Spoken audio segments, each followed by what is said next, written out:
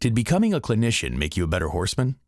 I mean, some people say, erroneously I think, that those that can, do, and those that cannot, teach. But on the other hand, some say the way to genuinely master something is to teach others. I'm a teacher myself, so I have a bias toward the second school of thought. But I wonder what you think, being that your intention when you started out was to be a horse trainer, not a people trainer. You know, I would say, as a general rule, you will become a better horseman when you can teach it. Like the academy it's learn, train, teach. And that's the words of our logo, learn, train, teach. And it's that way for a reason. You learn the method yourself. You learn the theory of it, understand why the method works, forwards, backward, left and right, philosophy, psychology, you learn the method. Then you start training horses and you learn how to train a horse with my method. Once you learn the method and you can train a horse with the method, then you can teach it to somebody else. So it's learn, train, teach in that order.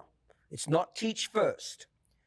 So I don't think it's healthy to teach people unless you can at least do it or do it proficiently of what you're trying to teach. I knew a guy in Australia, he was a really good friend of mine. He's passed away from Parkinson's a couple of years ago, but he was a really horrible horse rider and a horrible with horses as far as feel and time and experience. But man, he was really good with the theory of it. He could understand horse training. He could write a book on horse training. He could explain it really well, but man, he couldn't do it. That's for damn sure. I've met other people that are extremely talented trainers and very good at training horses that are beyond horrible teachers. Beyond horrible. Typically, the more naturally gifted somebody is at doing something, playing a musical instrument, riding a horse, whatever it is, it doesn't matter, playing, baseball, whatever it is. As a general rule, I didn't say everybody now, but as a general rule, the more naturally gifted somebody is at something, typically the worse teacher they are. I didn't say always, but as a general rule. It's not because they want to be a bad teacher or they're trying to hide the information. When you ask naturally gifted people how they got so good or what they're doing, most of them can't explain it because the honest to God truth is they don't really know. They don't know why they're doing what they're doing. It just feels natural to them. It feels good to them. But for the rest of us that aren't naturally gifted at that particular activity, we like steps. Step 1, do this. Step 2, do this. Step 3, do this. Step 4, do this. We like a plan that lays out how we can learn to develop the skills for us to be really good at that sport. I think I'm a great example of that. Horse training wise, I don't think I'm naturally gifted at all. In fact, I think I'm pretty average. So I really had to learn to be a good horse trainer. I had to learn to be a really good rider. I had to learn to be a good trainer. I really worked hard at understanding horse psychology and human psychology and how horses and humans get along. And I got really good with horses, but none of it came natural for me. Now, I do have a natural gift for talking and teaching. That I do have a natural gift with. I don't know where I got it from. I just do. I never graduated high school. I never went to college. I don't have any degrees. I can barely spell my own name, but I've got a good gift of the gab. I'm naturally really good at teaching and explaining shit. I don't know why. I've just got it. Okay? But the actual doing it part, I had to really work hard at that. Can you find people out there that are really naturally talented at doing something and talented at teaching it? Yes, there are people out there like that. I'm not one of them, but there are people that can be that. But they're very, very rare. Very rare.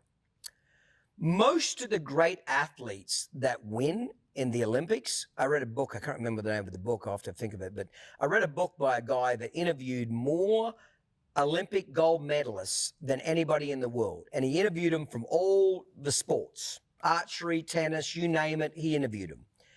And not one of these Olympic gold medalists, when they were asked, do they think they had natural talent for their sport? Not one of them said yes. Not one of them. When they were asked what made you number one or how did you get so good, they said practice. They said repetition. They said constantly practicing, sacrificing, passion. In my experience, typically, did not use the word all, the more naturally gifted somebody is at something, the lazier they are, as a general rule. Like I've had kids come through my academy that I've actually fired that I didn't graduate. They were very good with a horse, very talented, but they were just kind of fuck-offs. They were lazy, they wouldn't follow the rules, they wouldn't take direction well. There's a lot of sports stars that are like that are just naturally gifted at a sport, but they don't ever make the cut because they can't follow the team. They won't listen to the coach. They won't work hard enough to get even better. Then you've got the rare athlete that is naturally gifted and talented and is a workaholic and follows direction and really passionately practices. That particular individual, man or woman, is unheard of. When I say unheard of, unbeatable at that point. But I'd say the vast majority of humans that are naturally talented aren't great teachers. Would you say the opposite? The vast majority of great teachers aren't great doers? I would probably have to say yes to that. I'd even put myself in that category, to be honest. Most people that are exceptionally good teachers are not exceptionally good at what they do. They're good. I'm not saying that they're bad, but they're not exceptional at it like they are the way they are teaching.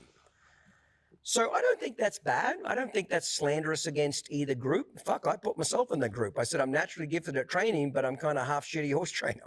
You know what I mean? I naturally had to get better at training horses. So I don't think you need to take it personal if you're a great teacher, but you don't do that well. And I don't think you need to get butthurt that if you're a great competitor or doer, but you can't teach. I don't think that's slanderous either. I just think we are what we are. We're humans. We're flawed individuals. And most of us are not lucky enough to be great at both. And if you do have a lucky leprechaun shoved up your ass, congratulations to you.